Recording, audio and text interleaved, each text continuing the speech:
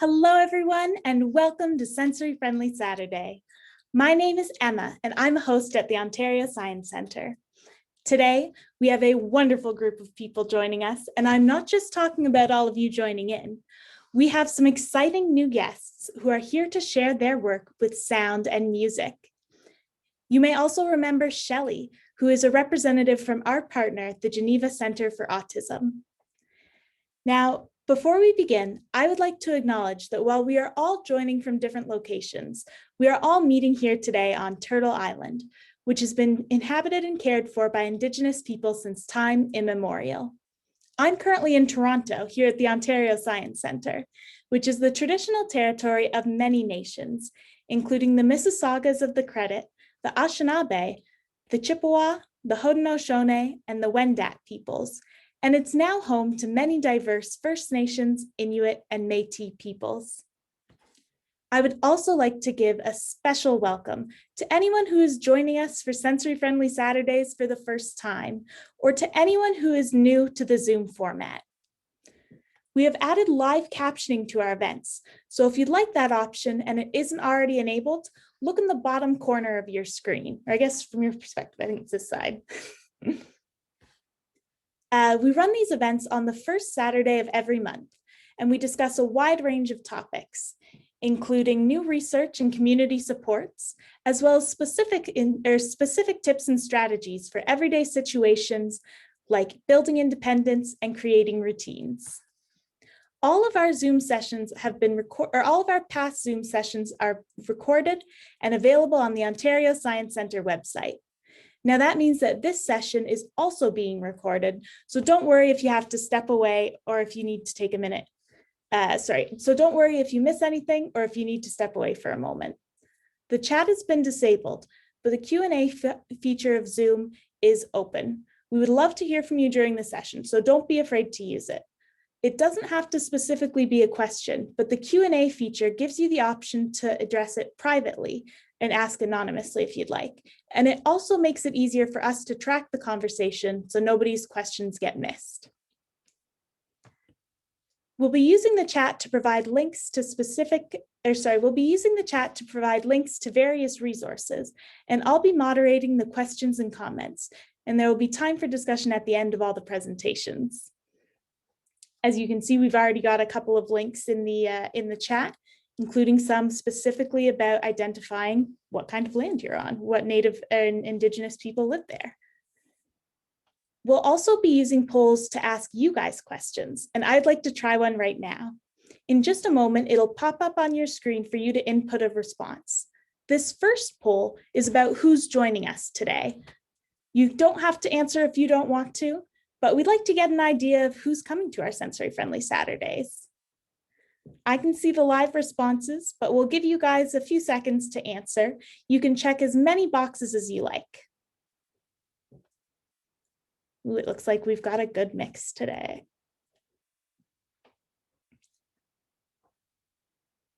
Okay, now you guys can see it looks like we have a lot of parents and educators here today. I'd like to ask another poll question. And this one is about how familiar you are with ASD or autism spectrum disorder.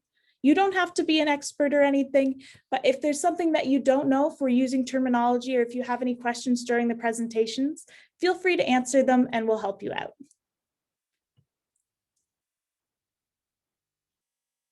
Oh, it looks like we've got a good mix again.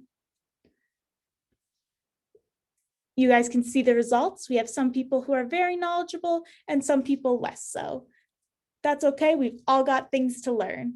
And if you ever need any help, just write in the polls and we'll help you figure things out.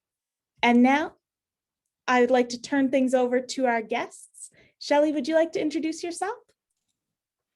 Thanks, Emma, and good morning, everyone. As Emma mentioned, my name is Shelley Brazier. I am a program director at the Geneva Centre for Autism. And for those of you that may not know, Geneva Centre is a nonprofit agency in Toronto serving individuals with an ASD diagnosis and also those that might support them, like parents, family members. We also provide training and education for educators working in the school system as well. And Geneva Center is so very proud and excited to be the ongoing partner with Science Center presenting Sensory Friendly Saturdays. We've been doing this for quite a few years now, and also very excited that we're able to continue doing it virtually during this time where things are a bit murky due to COVID. So that's a little bit about me, and I'm going to pass it on to Melissa Tan. She's a neurologic music therapist, and she'll introduce herself. Hi, everyone. My name is Melissa. I am a registered psychotherapist and a neurologic music therapist in the Toronto area. I studied classical piano at McGill University and completed my music therapy training at the University of Roehampton in the UK.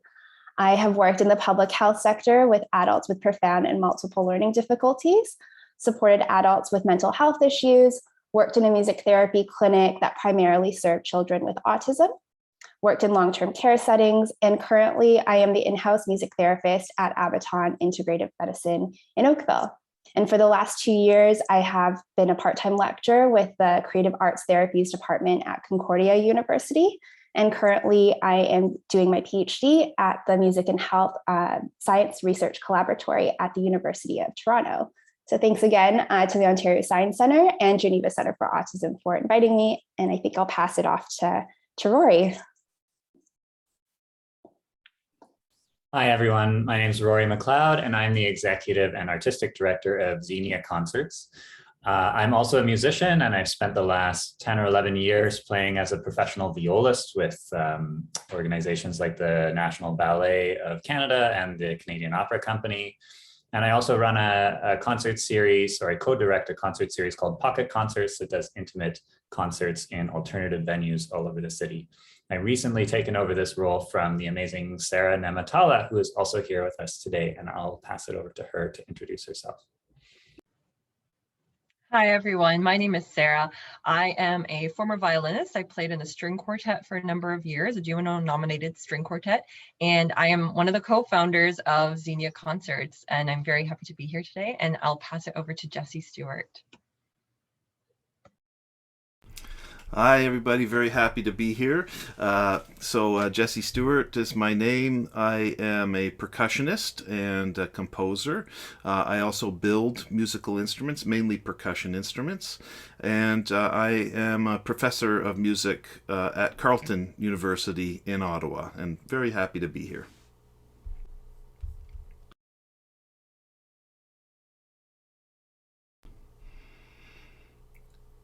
Is there another introduction following me, or was I the last one? We have this cavalcade of introductions. Oh, that's it. Okay. Thank you, everyone, for introducing yourselves. I know our guests are very excited. If you guys have any questions about them, you can put them in the chat, and we will try our best to answer them. But now we are going to go to a little more of an in-depth explanation of their work. I'm going to ask Melissa to start. Great, thanks, Emma. Let me just share my screen. Oops. Can everyone see that okay? Okay, fantastic. So once again, I'm Melissa. If you have any questions, feel free to pop them in the Q&A and we'll get to them as soon as we can. So for those of you who are unfamiliar with music therapy, I just wanted to leave a definition up here of music therapy as a profession in Canada. So the Canadian Association of Music Therapists defines music therapy as a discipline in which an accredited professional uses music purposefully within therapeutic relationships to support development, health, and well-being. Music therapists use music safely and ethically to address human needs within cognitive, communicative, emotional, musical, physical, social, and spiritual domains. It's important to note that there are two main theoretical models to music therapy: social science and neuroscience. And theoretical framework aside, music therapists work with a variety of clients regardless of age, gender, and ability. And within the social science theoretical framework, and specifically from a psychotherapist perspective, the therapeutic relationship is at the core of the work and is the foundation at which change can occur. So as mentioned before, I currently practice neurologic music therapy, which is an approach that is rooted in neuroscience, where understanding of the perception, production, and performance of music and how music can influence change in the non-musical brain and behavior function is at the core. So within this approach, there are 20 standardized techniques that are spread across 3 domains, addressing rehabilitation and development in sensory motor skills, speech and language, and cognitive abilities. So just to give you a brief overview of some of the client populations that we work with, these are some of the clients on the left and areas of support that many people with and without formal diagnosis might need help with on the right. So as mentioned, the NMT model uses music to facilitate non-musical brain and behavior function. This diagram neatly puts music at the center, and with the purposeful use of music, it can facilitate areas in language, memory, attention, motor control, emotions, perception, and executive function. And music cognition and perception research has shown that music enhances connectivity between brain regions. When we process music, it is distributed through hierarchical neural networks, which starts with our auditory systems and engage other non-musical systems in the brain. So knowing that music processing involves core cognitive, motor, language brain systems, we're able to manipulate and use music in different ways to support and further develop specific non-musical goals within those domains. So some of the benefits of music-based interventions for children with autism include improvement in social communication, both verbal and nonverbal. Music supports speech production, and music therapy, regardless of approach, can be used collaboratively when working with a speech therapist. Music interventions can help with attention, self-expression, sensory integration, as well as sensory motor regulation and motor coordination, which again can be used collaboratively with a physiotherapist or an occupational therapist. It's a medium that lends itself to imaginary play, and it can help build self-esteem and confidence, as the responsive sound is immediate when engaging and making music. Music is inherently motivating, so when working on some of these goal areas through music-based interventions, it actually can be so much fun for both the child and the caregiver. So a common question I get is, how can I integrate music at home? And do I need to have an instrument like a piano or guitar to encourage my child to engage in music? And the answer is no. The materials you have at home are plentiful. You can have a dance party, introduce your favorite tunes to your loved ones, and get some movement in for both you and the whole family. It's also a great way to share your interest with your child. It's a way for the Beatles, the Backstreet Boys, Britney, Elvis, Chopin, Bach, Taylor Swift, any of the music you enjoy, to keep having life in your household. Drawing or painting to music is always a fun activity. It can be a way for your child to reflect on what they're hearing onto the page, or the music could act as a calming tool to help them focus and stay with the drawing or art they are creating. Singing familiar tunes together, even if you're not a singer, is a great way to have fun and be silly with your child and encourage them to use their voice. You can also get creative and make your own instruments at home. You can make a drum kit with an old pot and wooden spoons, or a shaker with some rice or beans and an empty coffee can, and you can create your own family band. Incorporating your own made-up songs to help with transitions can be another way to integrate music into daily life. For example, you can use the tune Twinkle Twinkle for any transition.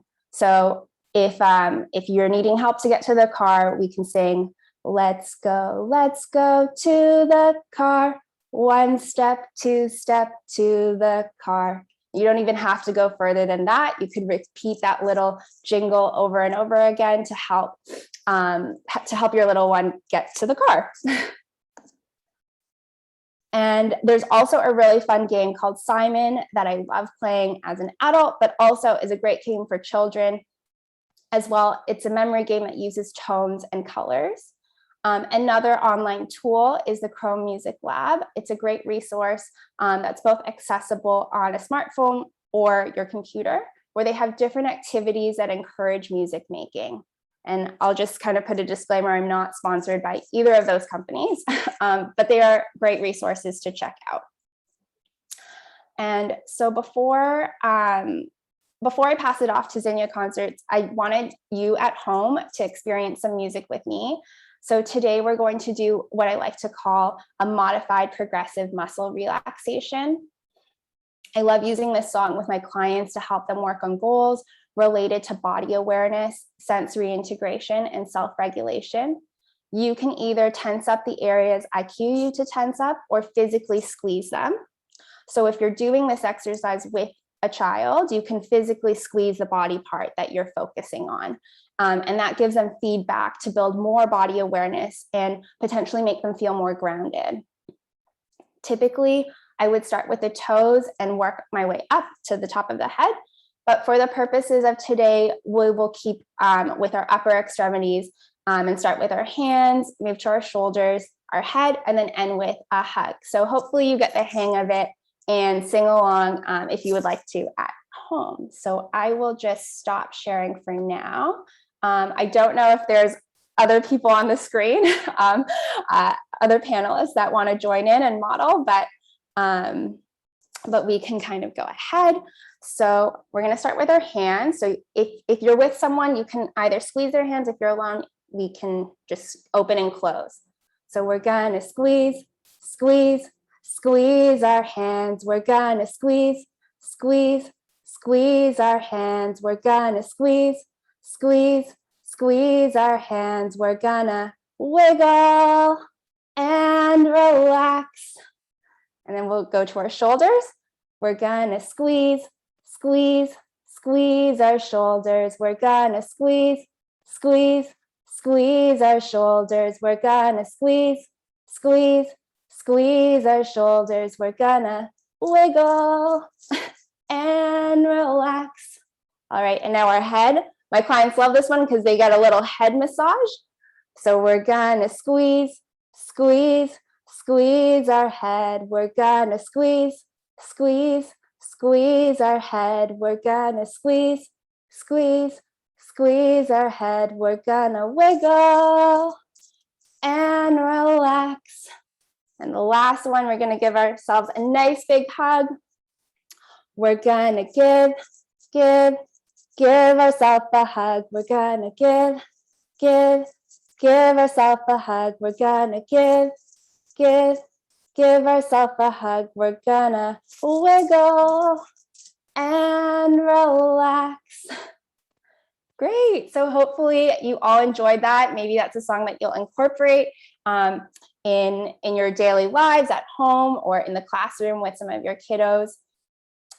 So yeah, thanks so much. If you have any questions, pop them in the Q&A and we'll get to them. But for now, I'll pass it off to Rory.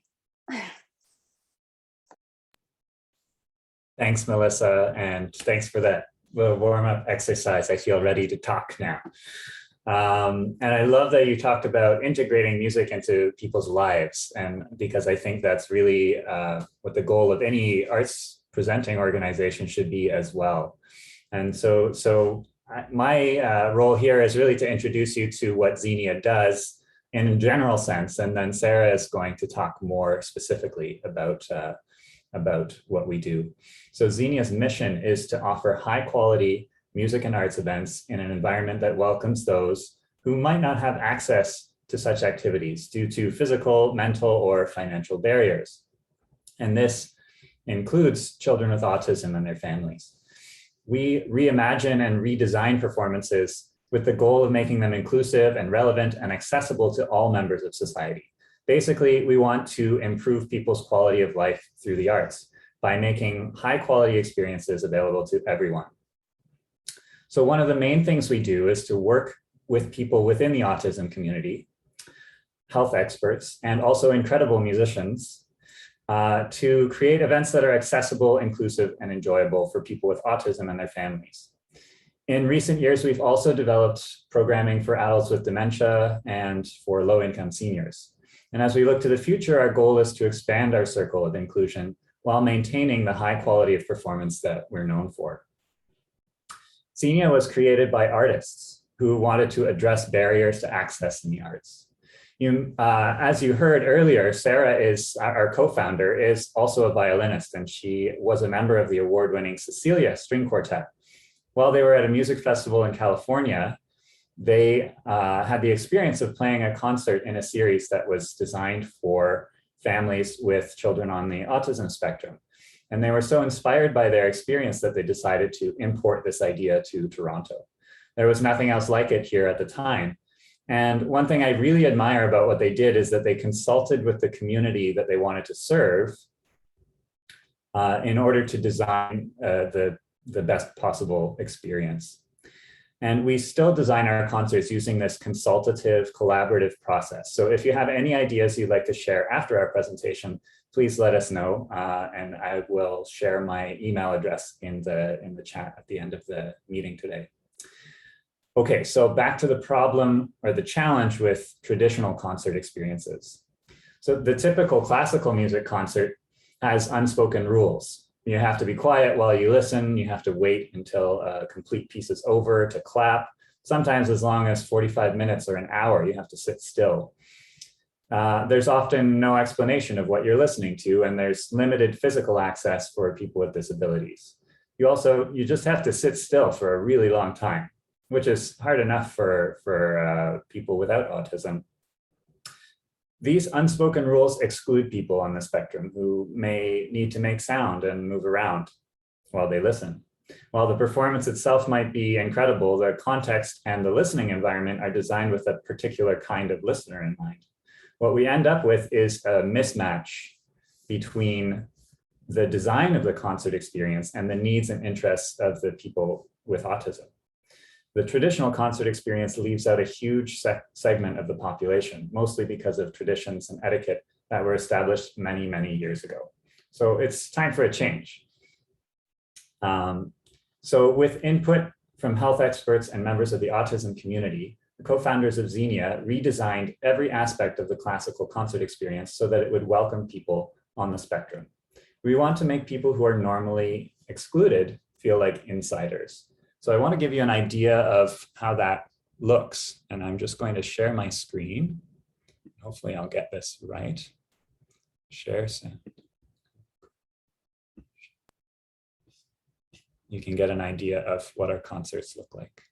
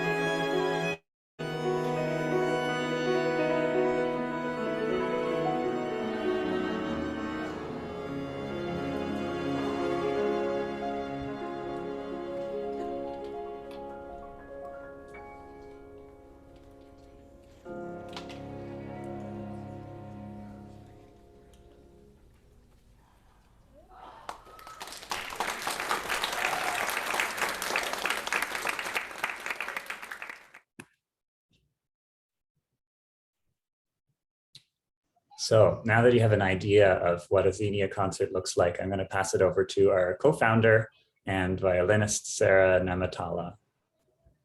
Thank you, Whoops. Rory. Oh. Okay. Okay. Thank you, Rory. So yeah, as Rory said, I'm a former violinist and a co-founder of Xenia Concerts. So I was there in the beginning when we were initially designing the series. So I can give you a little bit more detailed insight into the changes that we made to make the events more accessible. And as Rory said, these are all changes that we made in consultation with members of the community to make sure we were really addressing their needs. So first we started with very basic elements, as simple as concert time. So our main series concerts that welcome many families with children on the spectrum and people with other disabilities or barriers to the arts. Those concerts take place at Meridian Hall at 11 a.m. on Sunday mornings. There is no traffic in Toronto on Sunday mornings, so it's really a joy to get to the concert. And there's even free parking in front of the venue on Front Street until 1 p.m. So I have to say, I really enjoy this aspect of the series as well. And I think it just makes the whole experience, it's meaningful to, people who might find that very difficult. We carefully considered the space within which the concert was going to take place. And we'll show just a few pictures on a slideshow just to give you an idea. So Meridian Hall, where the concert takes place, the lower lobby is open concept. And this really allows for freedom of movement. So there are no doors to the space. You can come and go very easily. The chairs are movable. So as you can see, there's space to sit on the floor. There's space to dance.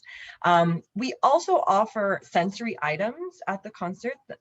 So for example, on the next slide, you'll be able to see some of the items that we offer. So things like toys, like liquid timers, noise muffling headphones for those who might just not want the music to be that loud, fidget toys. We've also developed visual aids for the concert. So these can be pictures like the ones that you're seeing right now that kind of go along with the music and the performance, or they can also be visual schedules that list out all of the musical numbers and check them off as they're performed. And we hear from a lot of our audience members, especially for the latter one, that they really enjoy that. We make sure at the beginning of each concert that all the audience members know that there is no expectation that they will remain still or quiet, or even that they'll stay to the end of the concert. And along these lines, we actually offer a quiet space around the corner from the performing space, where if you just need a break from the sound, you can just go there and take a break, or you can just leave. We considered ticketing, so we wanted to make sure that there were no financial barriers. So what we do is we ask audience members to purchase tickets online for $5 a person, and when they arrive at the concert, they're refunded the amount they paid before HST in the form of a gift card from a major retailer. So usually it's Shoppers Drug Mart or Tim Hortons or Starbucks. So while buying the ticket and everything kind of encourages people to attend, but in the end, when you go to the concert, the net cost to you is almost zero. We also, thought a lot about not only the space, but the programming of the concert itself. So Xenia concerts are 1 hour long, and they have 2 stretch breaks in the middle, and you're looking at one of the stretch breaks right now. So they're really great refreshers in the middle of the performance. We also work with artists to develop programs that are accessible. So for example, we make sure that musical selections are not longer than 3 to 5 minutes. And if they are a little bit longer occasionally, we have the artists develop speaking that help the audience members really connect with the music. So for example, the artist might point out sort of musical cues for the audience to listen to or something like that. But this emphasis on non-standard programming doesn't mean that the quality of the performances suffers at all. Xenia is very committed to quality. You'll see some of our artists on the next slide. Our artists tour internationally. Many have won international awards like Juno Awards. Many perform with major ensembles like the Toronto Symphony. But our artists are also very, very generous, and they really identify with Xenia's mission and vision, and they enjoy interacting with the audience during and after the concert. So you can see in one of the photos there, the pianist that we featured, she felt comfortable having some of the audience members come up and just touch the piano after the performance. And overall, they're really committed to finding new ways to enjoy live music, and they take that as a source of inspiration. So they are as inspired as the audience. And so to give you just a great example of one of the fantastic artists that we're so lucky to work with, we have here today Jesse Stewart. I was so excited that he was available to do this for us. So I'll just pass it over to Jesse and he can talk a bit about his art. Okay, thank you very much. Yeah.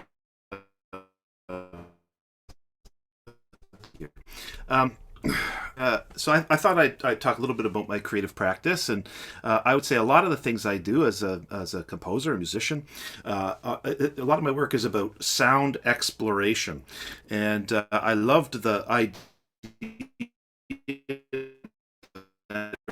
about things that we can do at home to engage in music making, whether that's dancing or drawing to music and so on. And one of the things she mentioned was making our own instruments. And this is something I do. I build instruments, and I also use a wide variety of different found objects. So often just things that I have around the house, like plastic buckets, for example, or steel mixing bowls, and I see what kind of sounds they can make. So I have a steel mixing bowl here, and so a lot of what I do is about sort of exploring the different sounds, right? And I'll talk also a little bit about some of the science, some of the physics behind the sounds that you'll hear as well. I'll just talk about that a bit. But all sound is made up of vibrations, right? So whether we're talking about a bowed or a plucked string, or we're talking about a column of air inside a wind instrument, or we're talking about a percussion instrument or an object that is played percussively by striking it, as I'm going to do momentarily here with this bowl, what we're doing is we're creating a vibration, okay? And so when I strike it, we get a tone. So I'll strike it over here so you can see. Hopefully everyone can hear that. Now when I discover a sound like this, I always think, okay, how can I shape the sound? How can I sculpt with the sound? How can I vary it in different ways? And so there are different things that we can do.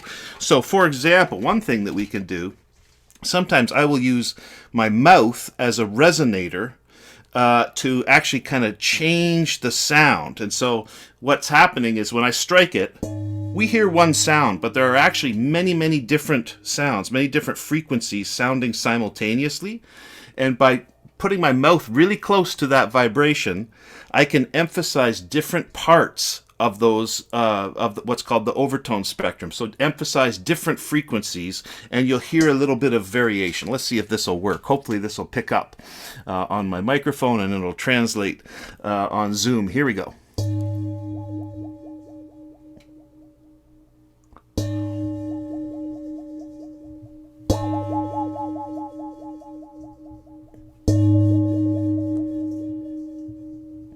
So hopefully you can hear that. Yes, I see some nodding heads. That's good.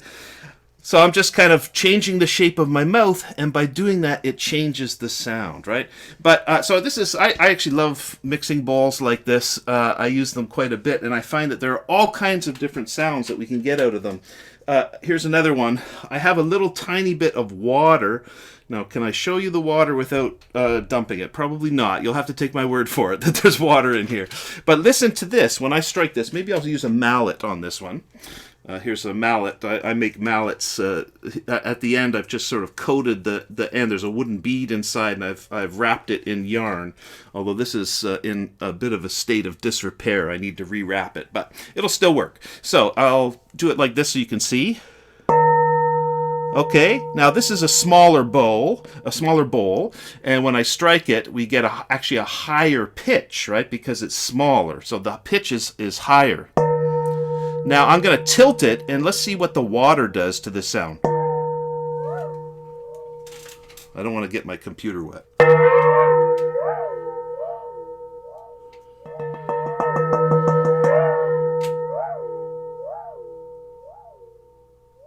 Right, so hopefully you can hear the variation in the sound. So this is a lot of what I do is just about exploring sound.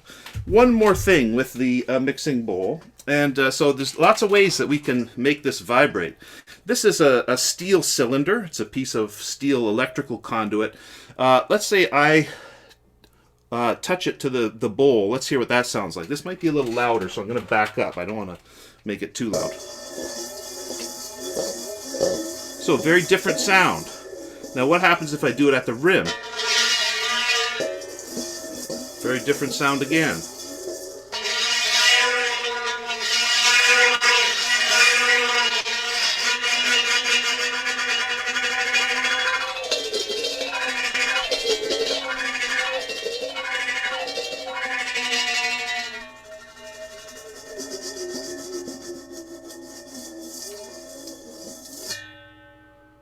Right, so all kinds, just in this little steel mixing bowl, which many of you likely have in your home, you can get all kinds of different sounds from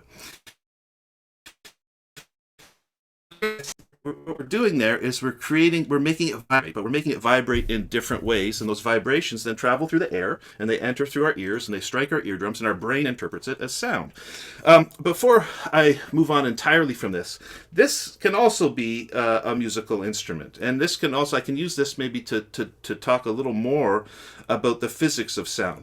If I hold this piece of steel, it's a hollow steel piece of electrical conduit, right? I can see you through there. If I hold it in the middle here and I play it,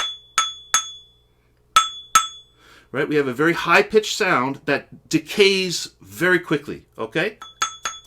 Or if I move my fingers, it's very short. It's a very short sound. Now, here's the thing. I said that all sound is vibration, right? We can make these things vibrate, but they're actually vibrating in many different ways simultaneously, okay? So when we bow a string or pluck a string, that string is vibrating in multiple ways simultaneously. And so each different way it vibrates is called a mode of vibration, okay? And each of those modes of vibration produces a different frequency, right? So we've got all these frequencies. If we only had one frequency, it would be a very plain sound, okay? But the richness of tone that we hear in a violin string or a guitar string or a steel mixing bowl, for that matter, at least as far as I'm concerned, that comes from the multiplicity of frequencies, or what are sometimes called overtones, okay? So, but the thing is in each of those modes of vibration, there are parts of the vibrating object that are moving, and there are parts that are still. Okay, and the parts that don't move, the parts that are still, are called nodes. And each different mode of vibration has particular nodes. And sometimes in something like this, they are nodal points. In a string, they are nodal points. So when I touch it here, I'm touching a particular nodal point that corresponds to a particular mode of vibration. But listen to the difference when I hold it here. It's exactly the same bar. Still going. This or this. We have a much longer vibration, a much longer tone. And that's because the precise point at which I'm holding it corresponds to the lowest mode of vibration. It happens to be a mathematical constant. This is very useful information for me when I'm building instruments. And I've built marimbas and xylophones out of all kinds of things, including glass and stone and wood and all kinds of things. It's a mathematical constant that exactly 0.224 times the length of the bar, that's where the nodal point is. That corresponds to the lowest mode of vibration, and therefore will give the largest sound wave and the longest and kind of richest tone. So that's useful information for me to know. I'm going to show you one more thing. I have also here, I have to back up for this. Hopefully this will work. I have with me this rusty old saw blade. This is actually a saw blade that came out of a lumber mill. And the teeth on the saw blade have been filed off, which makes it safer to handle. So I'm going to balance it on my knee. I'm going to move my camera down. Hopefully you'll be able to see that. Can you see that okay? Good. I think so. So what I'm going to do is I'm going to play it with my hands, okay? And we'll set up a vibration in here, like this. Now, what I'm going to do is I'm going to strike it with my thumb loud, and then I'm going to move my hands through the vibrational field, right? And the sound waves are going to bounce off of my hands, and they're going to change the sound. Remember what I said about shaping the sound, sculpting the sound? This is another example. So take a listen. Listen very carefully for this. I'm going to move my microphone down because I want you to hear the...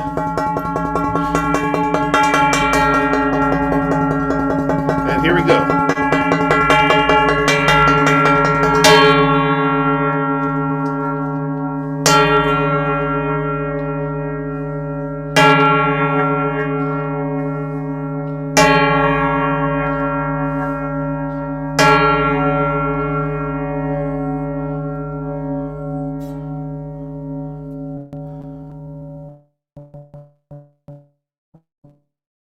Okay, so I'm moving my hands through the vibration. The sound waves are actually bouncing off of my hands and my forearms, and it actually creates this kind of interference pattern, and it changes the sound. I'm going to show you one last thing, because we've been talking about vibrations, but I said that things vibrate in particular ways. Now, unless we have really specialized photographic equipment, we can't usually see how things are vibrating. We can't see the different modes of vibration, but we can see the effects of them. So what I'm going to do, I've got salt here. This is just regular table salt. I'm going to sprinkle it onto the surface of my saw blade, like so. Now, when I was playing it with my hands, it was vibrating in many different ways simultaneously. So we had many different modes of vibration. So that means that if I were to do that now with all this salt on it, what would happen is that the salt would just vibrate all over the place and it would fall off. Now, if I bow the edge of the saw blade, this is a bass bow used for playing the big upright bass. If I bow the edge, I'm going to emphasize one or two particular modes of vibration. And so we're going to hear a constant pitch. And what I want you to look for is look where the salt goes. Remember I talked about modes of vibration and their corresponding nodal points? Well, in a plate like this, they're not points, they are nodal lines and sometimes nodal circles. Those are the points in any mode of vibration that don't move. So the salt is going to want to vibrate to those places. So watch very carefully. I never know what I'm going to get when I do this. I never know if it's even going to work, but it usually does. So let's hope it does. Here we go.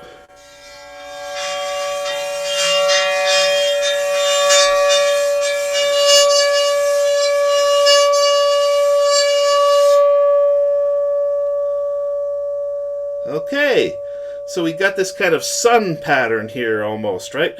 Each of these is a nodal line. And we had a fairly high-pitched sound, right? So the higher the frequency, that means the higher the mode of vibration, which usually translates into more nodal lines. Let's, for fun, try one more. I think I was going to go to 11:45, which will leave 15 minutes for Q&A.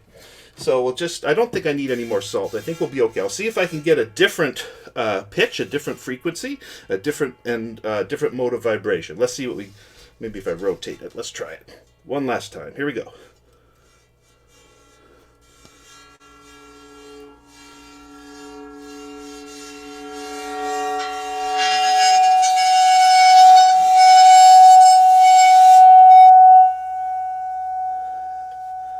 So that time it was even higher in pitch, and so we have a few more nodal lines, right? The particular mode of vibration resulted in an even higher frequency and therefore a greater number of nodal lines. So this is almost like, it seems like a magic trick. And it is magic in a way, but it's also science. It's also physics. So I think I will leave my presentation there, and we'll throw it open to I think it's Q&A time, yes? It absolutely is. Okay. Thank you so much, Jesse. Those were awesome experiments, and it was really cool to learn some of the science behind sound. My pleasure. During the presentation, we had some questions come in. We typed some answers into the chat, but they were excellent questions. So I'm going to ask, does anyone want to expand upon any of them? Does any of our panelists want to expand on anything?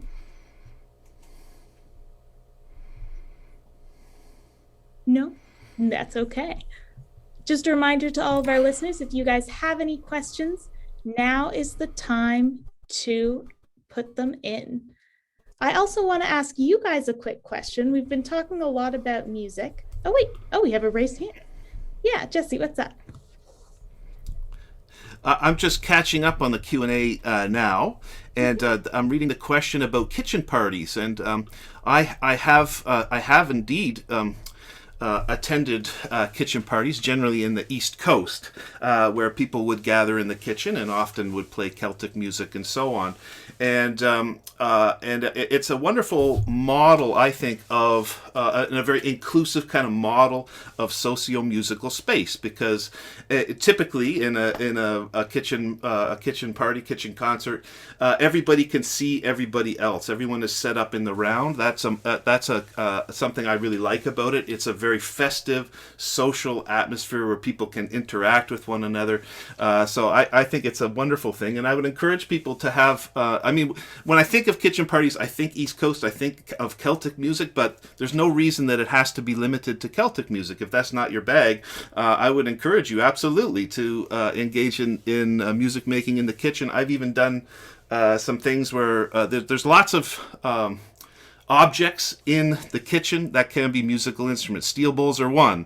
Oftentimes, kitchen sinks sound pretty good. They make pretty good bongo type sounds. So I often play my kitchen sink as like a pair of bongos. It's like a double sink. And one's a little smaller, so it's a little higher pitch than the bigger one.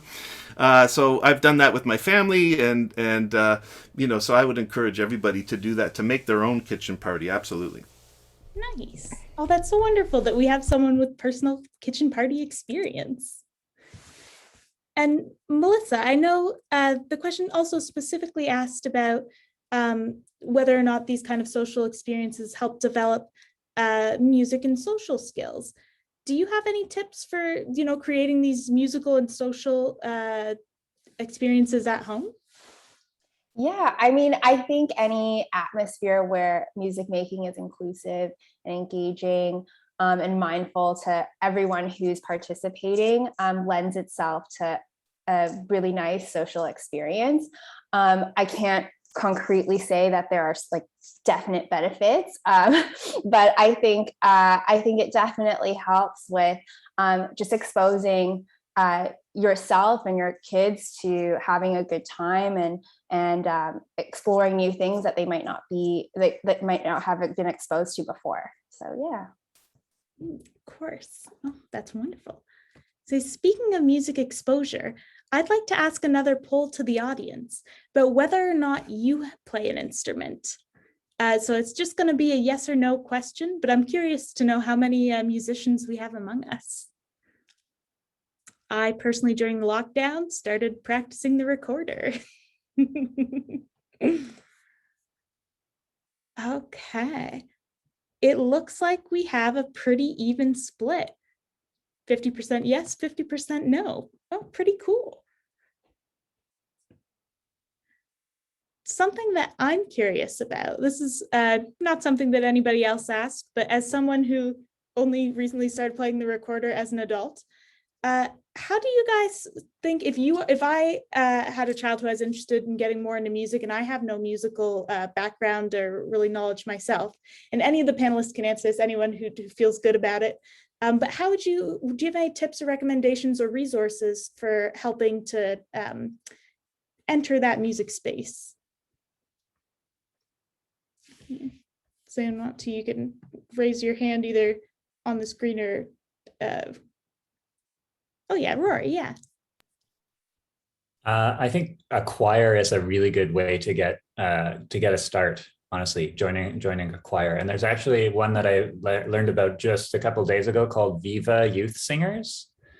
They are very big on inclusivity. So I can put their URL, their website in the chat for people who are interested. That's wonderful. Nice. So I guess the voice is kind of your first instrument. I think also the recorder is easy to kind of like accessible. Like you can buy one at the dollar store if you're not willing to like invest in That's where mine in came from. instruments. Yeah, and you can wash it, put it in the dishwasher. And that feedback, that immediate feedback that a child gets when they are able to kind of figure out how to blow into the recorder is they kind of surprise themselves, I think, sometimes of their abilities, which is really exciting to see. Yeah. Another question we had that was answered was about coordinated efforts underway to get music therapy included in Ontario's autism program. And Shelley answered that one. Shelley, do you have anything, do you want to expand on that at all? Or do you have anything extra to add? Nothing extra to add. I think that, as different things are recognized, or as parents have coordinated efforts in giving feedback to the ministry on what they'd like to see as part of the OAP, I can't guarantee that things will be included, but I think, as I mentioned in my answer, to always sort of advocate for those pieces that you think are beneficial to your child, perhaps. I think the more feedback that the ministry gets, the more they might investigate into various things. So it's not something that's part of the OAP at this time, but you never know what the future could hold. So always advocate for those pieces that you think are important for your child. And then just separate from that, I'd like to sort of just comment generally, the presentation today was wonderful. I think as a clinician myself at the Geneva Center, over the years, I've gotten this question a lot, that I'm really interested in music. How do I get, or my child is interested in music, or a musical family, or what have you, even if they're not a musical family, kind of how you said, Emma, how do I get my child involved in music on any level? And what I really enjoyed about today was when yourself, Melissa, and Sarah, and Rory, Jesse, everyone, to see how accessible music is. You don't have to go out and buy an expensive instrument, or even necessarily enroll your child in lessons or things like that. There's stuff just around the house, right, that you can make music, or if you have a radio, or an app on your phone that plays music, you can sort of get ready to do routines as you did, Melissa, or get ready for bed, or wake up in the morning, going to school. There's always ways to sort of add music to your routines of the day. And I think that's a really great start to sort of get kids involved in music and see movement in their faces. And I love what you described, Jesse, around the kitchen party. And it's kind of, I didn't know what a kitchen party was, but that circular sort of seating that you said, you can see what everyone's doing with their particular instrument, or just their facial expressions, their body movements. And, we know that kids with ASD do well with models and seeing and copying and doing and imitating. So just a really great way to start to get your child and or yourself, your family into music. So today's presentation from everyone was wonderful. Thank you. It really was. I think if we don't have any more questions, oh goodness, sorry. We have another question. Thank you, Darlene. Darlene asks, what would you suggest to introduce musical instruments to toddlers and preschoolers? Anyone who feels good about this can answer. Whoever has a good response. Yeah, Jesse. Well, I'm a big fan of